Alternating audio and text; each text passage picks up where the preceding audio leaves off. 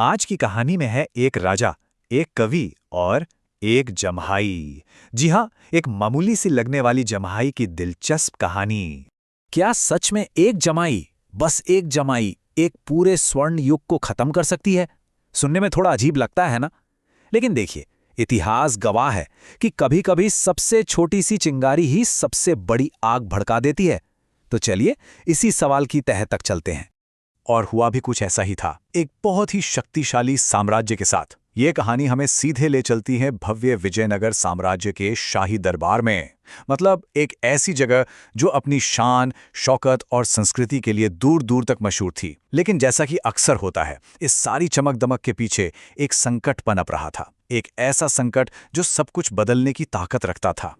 तो इस कहानी की शुरुआत होती है एक झगड़े से। लेकिन रुकिए, ये कोई आम झगड़ा नहीं था। ये एक शक्तिशाली साम्राज्य के बिल्कुल दिल में एक निजी, एक व्यक्तिगत संघर्ष था। और ये एक ऐसा संघर्ष था जिसमें इतिहास का रुख बदलने की ताकत थी। देखिए, ये कोई छोटा मोटा राज्य नहीं था। विजयनगर साम्राज्य उस वक्त अपने चरम पर था। कला, साहित्य, वास्तुकला, मतलब हर तरफ तरक्की हो रही थी।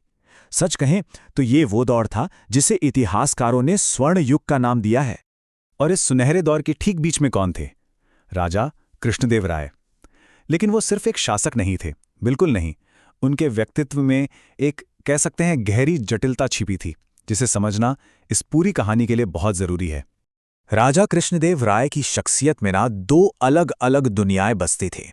एक तरफ तो वो थे एक अजेय योद्धा जिनकी तलवार ने साम्राज्य की सरहदें दूर दूर तक फैला दी थी, और दूसरी तरफ एक बेहद संवेदनशील कवि जिनकी कलम से निकले शब्दों की आज भी मिसालें दी जाती हैं। और पता है, यही दोहरा स्वभाव इस पूरी कहानी के टकराव की असली जड़ है। राजा का दरबार सिर्फ सियासत का अखाड़ा नहीं था।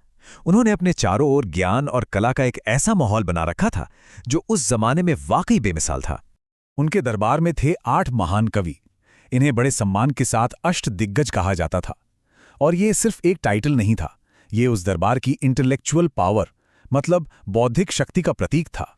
तो ये जो अष्टदिग्गज थे, इन्होंने अपनी जबरदस्त रचनाओं से साहित्य को एक बिल्कुल नई ऊंचाई दी।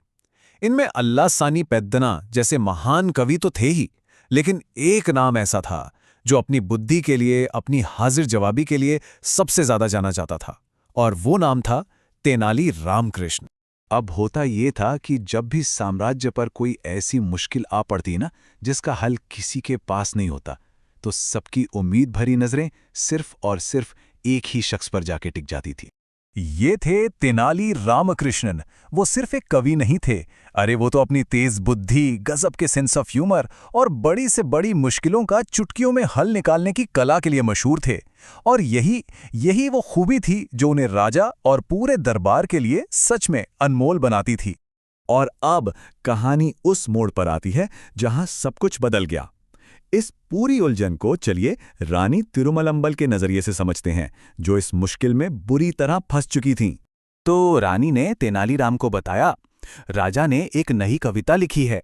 उसमें सूरज, चांद, तारे, सुंदर आसमान, ऐसी कई बातें हैं, पर सच कहूं तो उसका कोई सीधा सा मतलब समझ नहीं आ रहा।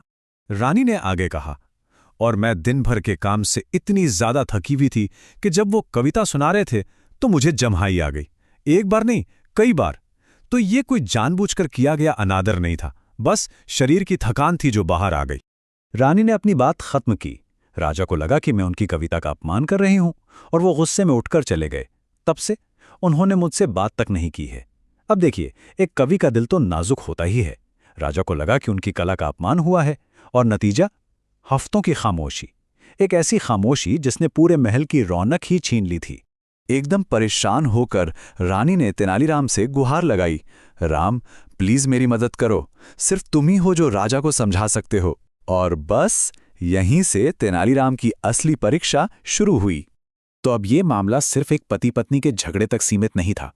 नहीं, ये तो बुद्धि और स्वाभिमान के बीच एक सीधी टक्कर थी, और इस टक्कर का जो भी नतीजा होता, उसका असर पूरे साम्राज्य पर पड़ सकता था।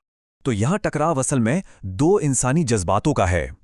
एक तरफ है राजा का जख्मी स्वाभिमान, एक कलाकार का स्वाभिमान जिसे लगता है कि उसके काम का अपमान हुआ है, और दूसरी तरफ रानी की बेबसी, जो सिर्फ अपनी थकान की वजह से अब सम्राट की नाराजगी भरी खामोशी झेल रही है।